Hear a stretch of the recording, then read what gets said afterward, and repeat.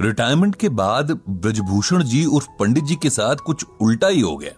जहां लोग आमतौर पर रिटायरमेंट के बाद समय काटने के लिए वो सारे काम करने लगते हैं जिनसे जिंदगी भर वो बचते रहे थे, जैसे कि सुबह शाम घूमने जाना, आस पड़ोस में दोस्त बनाना, पौधों में पानी डालना वगैरह वगैरह।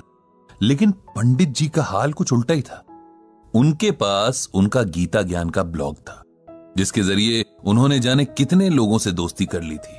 उनकी कंप्यूटर स्क्रीन की एक छोटी सी खिड़की थी जिससे वे सारी दुनिया को देख सकते थे, अपनी बातें कह सकते थे, दूसरों की सुन सकते थे।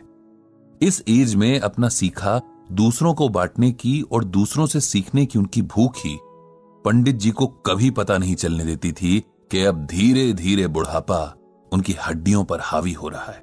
जिंदगी धीरे धीरे रेत की तरह मुट्ठी से फिसल रही थी। रोज जाने कितने लोग ईमेल के जरिए पंडित जी से अपनी जिंदगी की परेशानियों का हल मांगते, और पंडित जी अपने गीता ज्ञान से हर बार कोई ना कोई ऐसा हीरा निकाल ही लाते थे जो अंधेरी रात जैसी मुश्किल में भी उजाले की किरण बिखेर देता।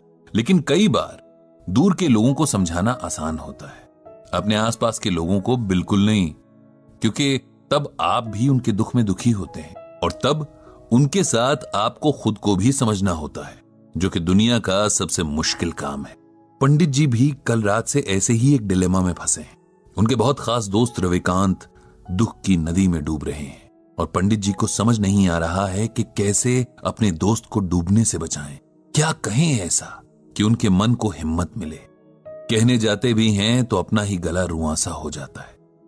रह रह कर बस पुराने वक्त की यादें आंखों के आगे आ जाती हैं, यादें जिनमें वे खुद हैं, उनकी पत्नी है रविकांत हैं और रविकांत की पत्नी रश्मि है, जो कल अचानक से उनके दोस्त को अलविदा कहकर अनंत की यात्रा पर निकल गई हैं और पीछे छोड़ गई हैं उनके दोस्त को, जिसके बारे में तमाम मित्र मंडली मजाक बनाती थी कि वो तो किसी के सपने में भी बिना रश्मि के नहीं जाता।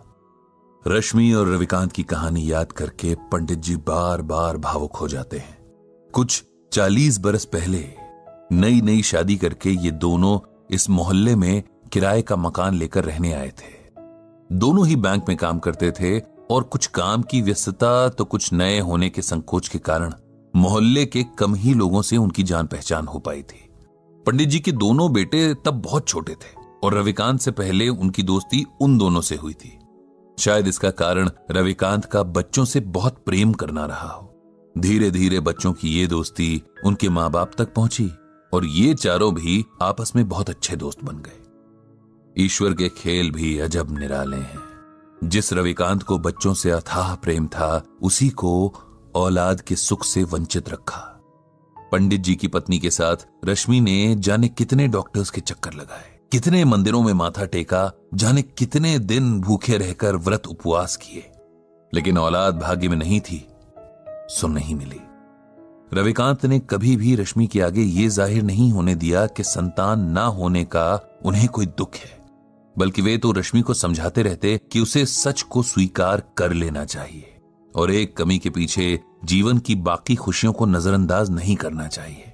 हालांकि रश्मि को यह मलाल सदा रहा कि वो मां नहीं बन सकी और वो हमेशा अपनी ममता पंडित जी के दोनों बेटों पर लुटाती रही। समय के साथ दोनों परिवारों की दोस्ती और मजबूत होती गई और हर सुख दुख एक दूसरे के सहारे आराम से निभता रहा। उन दोनों में अलग तरह का प्रेम और समर्पण भाव था। दोनों जहां जाते साथ जाते, यहां तक कि सब्जी लेने भी उनकी पसंद और नापसंद हैरान करने की हद तक एक थी। उनका स्वभाव भी एक जैसा, ऐसा लगता था कि जैसे दोनों की ही पर्सनालिटी एक ही रंग से लिखी गई थी। उनके मन एक ही सांचे में ढाले गए थे। एक दूजे के बिना उन दोनों की कल्पना भी नहीं हो सकती थी। और आज वही जोड़ा टूट गया था। जो अकेला छूट गया था, उसके बाकी बचे जीवन की कल्पना भी अब मन में सिहरन पैदा कर रही थी। किसी तरह बड़ी मुश्किल से रविकांत को सहारा देकर उन्होंने अंतिम क्रिया से जुड़ी विधियां करवाई थी। रविकांत का हाल ऐसा था कि जिसे देखकर पत्थर भी पिघल जाए। उसका विलाप, उसके आंसू देखकर तो मौत के देवता की आंखें भी भर आई होंगी। कभी मजाक में शायद रश्मि ने रविकांत से कहा होगा कि अंत समय में उन्हें गंगा किनारे जलाया जाए और उनकी अस्थियां मां गंगा की गोद में बहाई जाए। सो उनकी इसी इच्छा का सम्मान करते हुए रविकांत ने पंडित जी से रश्मि को हरिद्वार ले जाने की बात कही और इंतजाम करने का अनुरोध किया। हरिद्वार के पूरे रास्ते जैसे रविकांत बेसुध थे। उन्हें देखकर ऐसा लग रहा था कि मानो ये दुख में डूब जाना चाहते हैं। न उनके उबरने की शक्ति बची थी और न ही इच्छा। रविकांत को कुछ होश नहीं था कि कब लोगों ने जबरदस्ती उनसे अंतिम क्रिया की रस्में करवाई और कब उन्होंने किसी और के सहारे से खड़े होकर रश्मि को अंतिम विदा देकर अग्नि के हवाले कर दिया। उनकी नजरों के सामने बस राख थी, ठंडी और बेजान।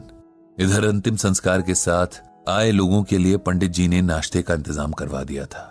सब उधर बिजी थे और रविकांत अकेले एक बेंच पर बैठे जाने दुख के कितने गहरे समंदर में डूबे जा रहे थे। दूर खड़े पंडित जी ये सब देख रहे थे। उन्होंने तय किया कि उन्हें रविकांत को इस सदमे से बाहर लाना ही होगा, उन्हें सच को स्वीकार करने का हौसला देना ही होगा, क्योंकि अगर यह अभी न हुआ तो कभी नहीं हो सकेगा। रविकांत के पास जाकर उन्होंने धीरे से उसके कंधे पर हाथ रखा और ऊंची आवाज में भगवद गीता का ये श्लोक पढ़ा। नैनम छिंदन्ति शस्त्राणि नैनम दहति पावकः न चैनम क्लेदयन्त्यापो न शोष्यति मारुतः। जानते हो रविकांत, इस श्लोक का अर्थ क्या है? श्लोक का अर्थ है आत्मा को न औजार काट सकती है, न पानी उसे भिगो सकता है, न हवा उसे सुखा सकती है। आत्मा अजर और अमर है। यह श्लोक श्रीमद् भागवत के दूसरे अध्याय में है, उसी गीता में जो स्वयं भगवान श्री कृष्ण के श्रीमुख से अमृत बनकर बरसी और जिसकी ज्ञान गंगा में भीगने वाला हर मन मोक्ष पा लेता है। रविकांत का ध्यान आज सुनी हुई सारी बातों में बस इसी बात ने थोड़ा सा उसकी ओर खींचा। उन्होंने पंडित जी से पूछा कि उनके सुनाए श्लोक का यहां क्या मतलब है, क्या संबंध है? क्योंकि तुम शरीर और आत्मा का फर्क भूल रहे हो मेरे दोस्त। अपनी प्रिय पत्नी के शोक में तुम इस सच को अनदेखा कर रहे हो कि उसका सिर्फ शरीर नष्ट हुआ है, उसे चलाने वाली आत्मा नहीं, क्योंकि आत्मा तो अजर अमर है। एक शरीर से दूसरे शरीर की यात्रा करती है, एक जन्म से दूसरे जन्म का फेरा लगाती है। जो मिटा वो मिट्टी थी, जो जीवन शक्ति थी वो अब भी वही है, किसी और मिट्टी में जान फूंकने चली गई है।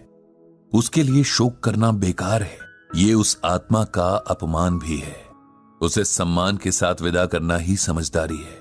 यही बात हमें गीता में भगवान श्री कृष्ण अर्जुन को समझाने के बहाने समझा रहे हैं। हमारे मोह माया के बंधन हमें सच्चे लगते हैं, लेकिन सच सिर्फ एक है, और ये वही सच है जिसे भगवान श्री कृष्ण ने अर्जुन को बताया है कि आत्मा अजर और अमर है। इसीलिए शरीर के प्रति प्रेम रखना व्यर्थ है। तुम्हारी रश्मि की देह का साथ तुम्हारे साथ बस यहीं तक का था। इस सच को स्वीकार कर लो और उसकी मृत्यु को उसी भाव से स्वीकार करो जिस भाव से उसके साथ को स्वीकार किया था। माता पिता, बेटा बेटी, पति पत्नी, ये सब रिश्ते देह से जुड़े हैं। आत्मा इन रिश्तों से आजाद है। वो किसी अभिनेता की तरह बस किरदार निभाने तक देह में रहती है। किरदार खत्म तो आत्मा भी किसी और किरदार को निभाने निकल जाती है। जो अब तक जिया उसकी अच्छी यादों को समेट लो, वही जीवन की कमाई है। उसी के सहारे आगे का जीवन काटना है। उस आत्मा को प्रणाम करो और खुद को शरीर के मोह से आजाद करो। पंडित जी की इन बातों को सुनकर और भगवद गीता के श्लोक की व्याख्या सुनकर रविकांत के मन को ऐसी हिम्मत मिली जैसे किसी डूबते हुए को किसी मजबूत हाथ का सहारा मिल गया हो। जीवन के लिखे को स्वीकार करने की प्रेरणा ने जैसे उसके डगमगाते कदमों में ताकत भर दी थी।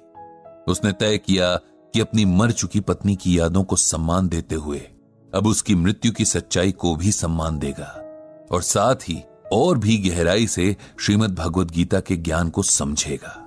इधर खुद पंडित जी का मन भी अब शांत हो गया था। उन्होंने मन ही मन श्रीमद् भगवद गीता और भगवान श्री कृष्ण को प्रणाम किया।